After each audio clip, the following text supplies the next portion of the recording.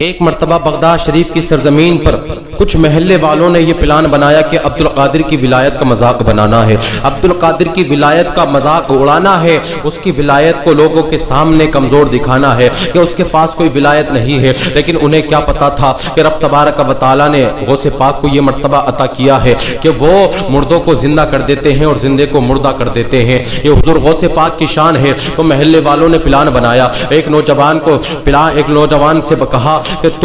تم آ کر کے لیٹ جانا، ہم تمہیں چارپائی پہ لٹا دیں گے اور تمہاری نماز جنازہ پڑھوانی ہے۔ جیسے ہی عبد القادر وہ نماز جنازہ پڑھائیں گے، جیسے ہی وہ اللہ اکبر کہیں گے اور نماز جنازہ مکمل ہوگی، تم اٹھ کر کے بیٹھ جانا اور پھر پیچھے سے ہم باتیں بنانا شروع کر دیں گے، عبد القادر کی ولایت کا مذاق اڑائیں گے، عبد القادر کا مذاق بنائیں گے اور لوگوں کے سامنے اس کی ولایت کا مذاق اڑ جائے گا، اس کی ولایت کمزور پڑ جائے گی۔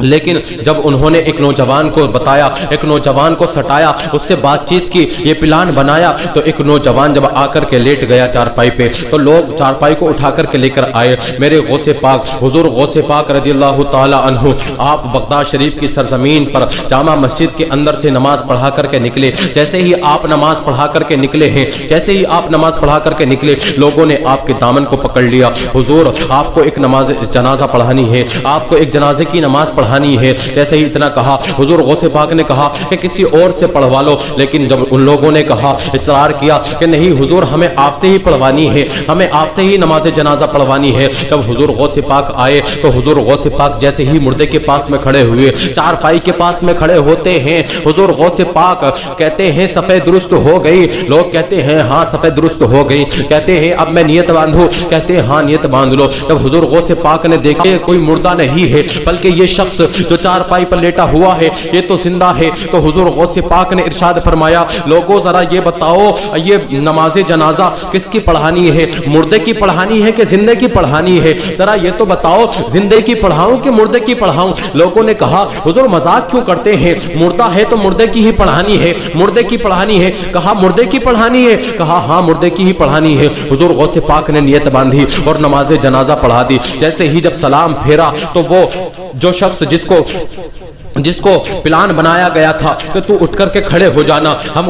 عبد القادر کی ولایت کا مذاق اڑائیں گے، لیکن وہ اٹھ کر کے نہیں بیٹھا تھا، وہ اٹھ کر کے نہیں بیٹھا تھا، اب تو وہ مردہ ہی ہو گیا تھا، اب تو وہ مردہ ہی ہو گیا تھا۔ حضور غوث پاک نے نماز جنازہ پڑھا کر کے جانے لگے۔ لوگ سوچ رہے تھے یہ اٹھا کیوں نہیں ہے، ہم نے اس سے کہا تھا کہ جیسے ہی اللہ اکبر کہیں، اللہ اکبر کہہ کر کے سلام پھیرے تو اٹھ کر کے بیٹھ جانا، یہ اٹھا کیوں نہیں ہے؟ جب حضور غوث پاک چلے گئے، سارے لوگ چلے گئے، تو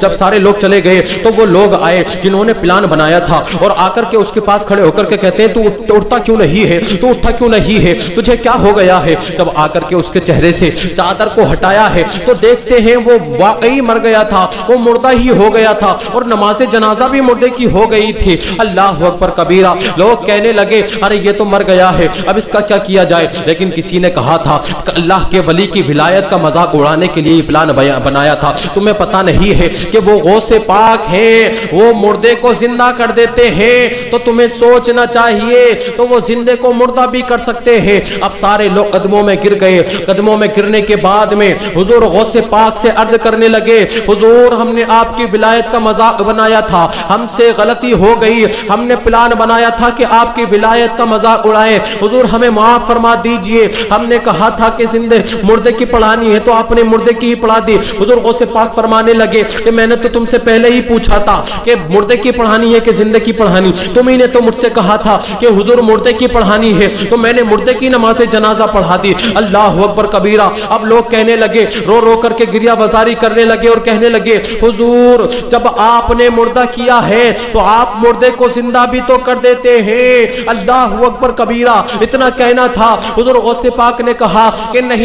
اب یہ نہیں ہو سکتا، اب تو یہ قیامت تک مردہ ہی رہے گا۔ لوگ گریہ بازاری کرنے لگے، حضور ہمیں معاف فرما دیجئے، ہم اپنی معافی مانگتے ہیں، اپنے گناہ پر شرمندہ ہیں، ہم نے بہت بڑی غلطی کی ہے، ہم اپنی غلطی پر شرمندہ ہیں، ہم آپ سے معافی مانگتے ہیں، حضور اسے زندہ کر دیجئے۔ اتنا کہنا تھا، حضور غوث پاک اٹھتے ہیں اور اس مردے کے پاس میں آتے ہیں اور ٹھوکر مارتے ہیں، قم بإذن اللہ کہتے ہیں، اللہ کے فضل و کرم سے وہ مردہ پھر زندہ ہو جاتا